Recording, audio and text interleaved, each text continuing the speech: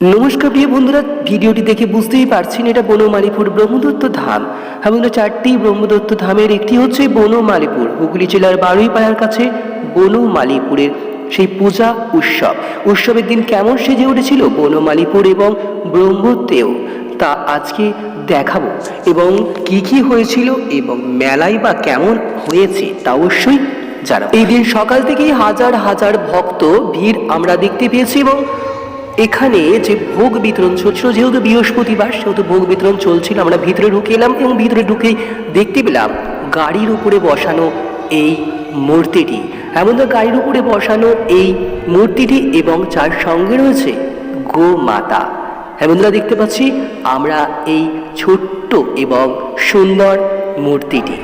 এরপর আমরা ধীরে ধীরে এগিয়ে গিয়েছিলাম মন্দিরের ভিতরে। দেখাবো কত সুন্দরভাবে সাজানো হয়েছে মন্দিরটি। দেখে মনে হচ্ছে যেন এক রাজকীয় সাজসজ্জা। হ্যাঁ বন্ধুরা, এরপর ধীরে ধীরে আমরা ভিতরে যখন গেলাম, ভিতরকার যে সুন্দর, এত সুন্দর পরিবেশ, এত সুন্দর আলোক ঝলমলে পরিবেশ যা আমরা আগে দেখিনি। হ্যাঁ বন্ধুরা, চলে গেলাম ভিতরে, যেখানে সেই বিষ্ণুর যে অবতার তা আমরা প্রথমেই দেখতে পাচ্ছি। সেই কচ্ছপের যে অবতার, সেই অবতারকে আমরা দেখে এগিয়ে গিয়েছি ব্রহ্মত্রেয়র কাছে। দেখতে পাচ্ছি হাজার হাজার ভক্তরা সকাল থেকে এসেছে এবং এখনো সন্ধ্যাবেলাতেও শত শত ভক্ত মন্দিরের ভিতরে। হ্যাঁ বন্ধুরা, দেখতে পাচ্ছি ব্রহ্মত্রেয়কে। হ্যাঁ বন্ধুরা, আজকে যে দেখাচ্ছি কত সুন্দরভাবে সাজিয়ে, সকলের পক্ষে যাওয়া সম্ভব হয়নি, তাই আজকে আমরা এই ভিডিওটি তুলে ধরছি যাতে সকলের পক্ষে দেখা সম্ভব হয় যে ভিতরের অবস্থা বা ভিতরের পরিবেশ কেমন ছিল এবং কেমন হয়েছিল সেই সাজসজ্জা সেদিনের। বন্ধুরা, আমরা এরপর ধীরে ধীরে দেখাবো কি হয়েছিল এই পূজা উৎসব এবং কেমনই হয়েছে মেলা। বন্ধুরা, আপনারা যদি এখনো গিয়ে থাকেন এই বনমালীপুর ব্রহ্মদত্ত ধামে, তবে অবশ্যই যাবেন, কারণ এটি হচ্ছে হুগলি জেলার বৃহত্তম মন্দির এবং পশ্চিমবঙ্গের দ্বিতীয় বৃহত্তম মন্দির। আমরা দেখতে পাচ্ছি সন্ধেবেলাতেও শত শত হাজার হাজার ভক্ত চারিদিকে ঘুরে বেড়াচ্ছে এবং এই পাশেই হরিনাম সংকীর্তন হচ্ছে। সেখানেও বেশ কিছুজনকে বসে থাকতে আমরা দেখতে পেয়েছি। 19শে ফেব্রুয়ারি এবং 20শে ফেব্রুয়ারি হয়ে গেল পূজা, মেলা এখনো চলছে, থাকবে 1 মার্চ পর্যন্ত। আমাদের হুগলি জেলার বারুইপাড়ার কাছে বনমালীপুরে অবস্থিত ব্রহ্মদত্ত ধাম পুনের সদ্গুরু নারায়ণ মহারাজ প্রতিষ্ঠা করেন। এটি মূলত 4 দত্তধাম আছে প্রকল্পের অংশ, যা মানুষের মধ্যে মানবতা জাগ্রত করার উদ্দেশ্যে নির্মাণ করা হয়েছে। বন্ধুরা, অনেকেই এই মূর্তিটি দেখেননি। বন্ধুরা, এই মূর্তিটি কোথায় আছে তা অবশ্যই জানাবো, তাই এবার ব্রহ্মদত্ত ধামে গেলে অবশ্যই এই মূর্তিটি সম্বন্ধে জেনে নিন এবং গিয়ে অবশ্যই দেখবেন। বন্ধুরা, আমরা তো গিয়ে সবসময় দেখতে পাই বড় একটি ব্রহ্মত্রেয়, ব্রহ্মা বিষ্ণু মহেশ্বর যে ব্রহ্মত্রেয় তার মূর্তি, কিন্তু এই মূর্তিটি কোথায় আছে বলুন তো? এই মূর্তিটি দেখার জন্য আপনাকে উপরে উঠে আসতে হবে। বন্ধুরা, উপরে গেলেই আপনি এই মূর্তিটি দেখতে পারবেন, একেবারে নিচে ব্রহ্মত্রেয়র উপরে এই মূর্তিটি। এটি হচ্ছে শিব। হ্যাঁ বন্ধুরা, এই ব্রহ্মত্রেয় মন্দিরের নিচেতেই এই শিব মন্দির রয়েছে।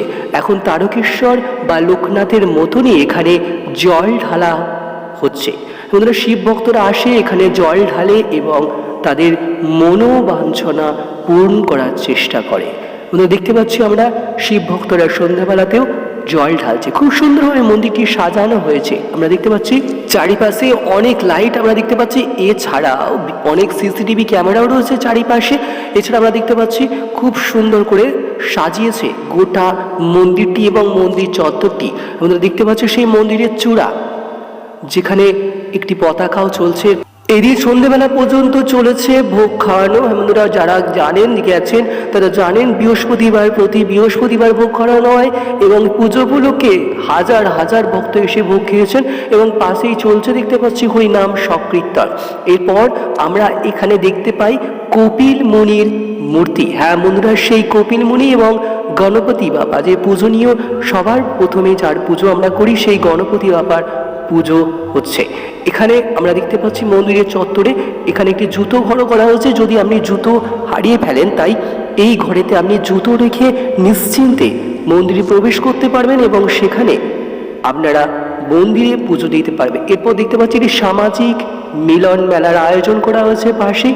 সামাজিক মিলন মেলায় যা সাধারণত পাওয়া যায় সে সব কিছু সেই জায়গাতেও পাওয়া যাচ্ছে। বন্ধুরা দেখতে পাচ্ছি নিত্য প্রয়োজনীয় জিনিস থেকে শুরু করে চারিদিকে যেমন পাঁশকুড়ার চপ, ফুচকা, ঘুগনি, যাবতীয় নাগরদোলা এই সকল তো আছেই। চলুন একবার মেলাতলাটা ঘুরে দেখা যাক। বন্ধুরা 1 মার্চ পর্যন্ত চলবে এই মেলাতলায় কি আছে আমরা দেখতে পাচ্ছি।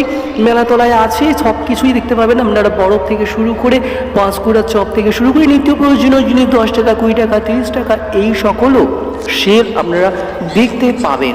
এছাড়াও চলছে ছোটদের জন্য, যেমন নাগরদোলা এসেছে তেমন বড়দের জন্যও নাগরদোলা এসেছে, কিন্তু সেই নাগরদোলাগুলো আমরা চলতে বেশি দেখতে পেলাম না, নাগরদোলাগুলো দেখি বন্ধই হয়ে আছে।